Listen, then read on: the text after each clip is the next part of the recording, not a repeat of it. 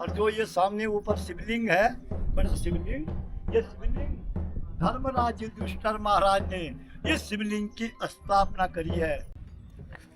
So I have just entered Lakham Mandal temple. Wow. तो मेरे सामने जो आप चीज़ देख रहे हैं इसे विष्णु जी का सुदर्शन चक्र माना जाता है, जो कि लाखा मंडल में है।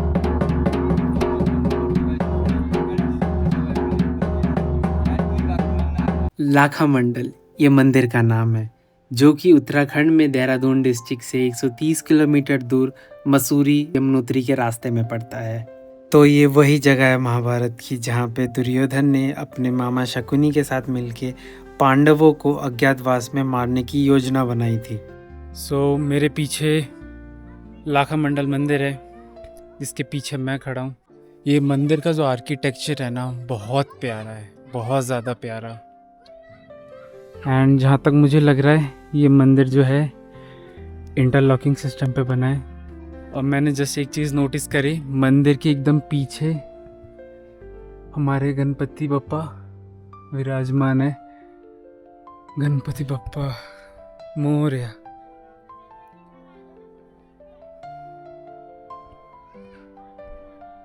इधर शायद से शिवलिंग में जो जल अर्पित होता है वो निकलता है। एंड यहाँ पे पता नहीं कुछ है, जिसको पता है वो आप मुझे बताइए, क्योंकि मुझे नहीं पता इसके बारे में। आई डोंट नो, मुझे सही पता है कि नहीं पता, but it's look like monster, कोई छोटा सा। जैसा कि पंडित जी ने मुझे नीचे बताया था, दे बोथ आर गार्डियंस। और अब उनके पास चलते हैं जिन्होंने मुझे अपने दर्शन देने के लिए बुलाया इतनी दूर से। तो ये वो शिवलिंग है जो युधिष्ठिर जी ने स्थापना की थी महाभारत के टाइम पे, जब वो अपने गुप्त वनवास में थे। ये युधिष्ठिर जी ने स्थापना की थी। एंड जो हमने कहानी सुनी थी कि महाभारत के टाइम पे 1 लाख का महल बनाया था दुर्योधन ने, वो इधर बनवाया था। एंड अभी भी आप देख सकते हैं जो दीवारें हैं वो पूरी तेल टाइप, वैक्स टाइप है। एंड ये जो गुफा है, जब ये जो महल था, जब ये जलाया गया था कौरवों के द्वारा, तब यहाँ से पांडव निकले थे अपनी जान बचाकर। तो मैं आपको एक स्पेशल गेस्ट से मिलाता हूँ। इसका नाम है भैरव एंड ये मंदिर का ही बकरा है। बचपन से लेके आज तक ये मंदिर में ही रहा है एंड मंदिर वाले ही इसकी देखभाल करते हैं एंड सारे लोग इससे बहुत ज़्यादा प्यार करते हैं and he is very sweet guy. मतलब युधिष्ठिर जी ने जो शिवलिंग की स्थापना की थी वो आपके लिए की थी, जिससे कि आप इधर खड़े होके तो यहाँ पे मस्ती कर पाओगे।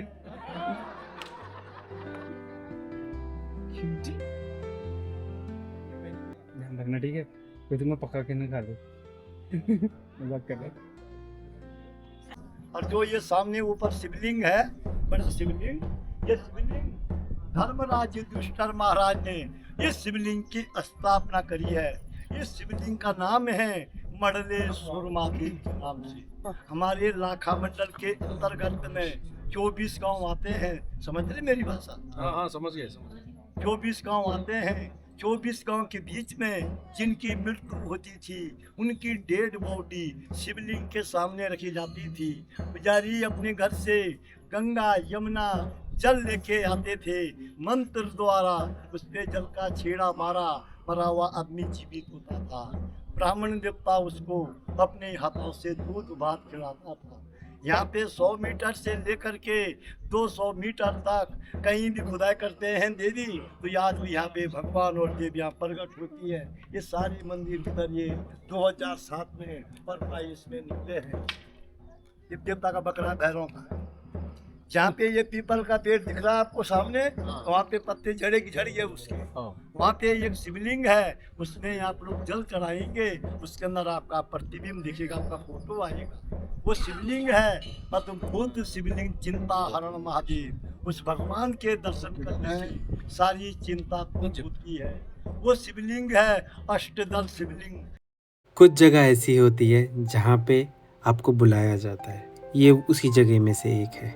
इस मंदिर का इतिहास जो आपने देखा और जो मैंने दिखाया सिर्फ उतना ही नहीं है। तो जब मैं बाहर बैठा हुआ था मंदिर के ध्यान लगा रहा था, मुझे एक महात्मा मिले जिनसे मेरी कुछ बातचीत हुई जो मैं आपको भी सुनाना चाहता हूँ।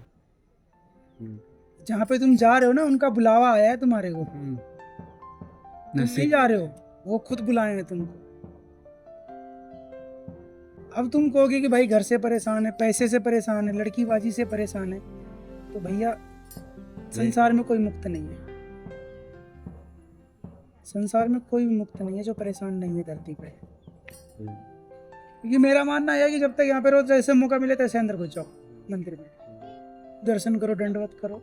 तो हमारे दो महात्मा, एक वो उधर गए सामने गुफा पे, ऊपर जो लाइट जल रही है उधर गए, उधर गए थे? नहीं, उधर नहीं गए हम। वो माता भगवान शिव का गर्भगृह है वो। उसके नीचे माता पार्वती का तपोस्थली है। उसके ऊपर वो जो छतरी बनी हुई है ना, वो बावड़ी है। बावड़ी मतलब कुआं। अच्छा। अब सोचो कि इतने ऊपर कुआं कैसे बना? तो यही सब तो देखना चाहिए। आए क्या यहाँ पे देखने के लिए? और जो प्रगट हुई है, जो हमारे ऋषि मुनि ने, उसको पढ़ा ही नहीं आपने? पढ़ा? थोड़ा बहुत रामायण, थोड़ा बहुत महाभारत, रामचरितमानस पूरा पढ़ लो, जीवन ही सुधर जाएगा। भागवत गीता पूरा पढ़ लो, जीवन ही सुधर जाएगा। पर पढ़ना ही नहीं है उसको। पढ़ोगे क्यों? वो तो आध्यात्मिक किताब है ना। सही बात। क्योंकि जिसने वो पढ़ा है वो गृहस्थी से मुक्त हो गया। या तो उसको वैराग्य मिलेगा या तो सन्यास। वो तो सबसे अलग हो गया फिर जिसने पढ़ लिया। किसी भी स्थान पे जाओ, रुको, पूछोगे अब प्राचीन क्या है, दर्शन को मिले। यहाँ से 9 किलोमीटर पर बद्रीनाथ और केदारनाथ बाबा, बूढ़ा केदार। यहाँ से 9 किलोमीटर ऊपर। कल वहाँ चलते हैं बूढ़ा केदार। क्या बोलते हैं? बोलना क्या है, जब बुला रहे हैं वो खुद ही, तो हम कौन? मुझे लगा कि आपसे बात करनी चाहिए, तो भाई बात करने लग गया मैं। नहीं और देखते ही देखते 3 से 4 घंटे कब निकल गए पता ही नहीं चला। अब महाराज जी को भी निकलना था, उनकी पूजा का वक्त हो गया था, और हमको भी निकलना था क्योंकि हमें जगह ढूंढनी थी रहने के लिए। सो ये है हमारे होम स्टे। ओम नमः शिवाय।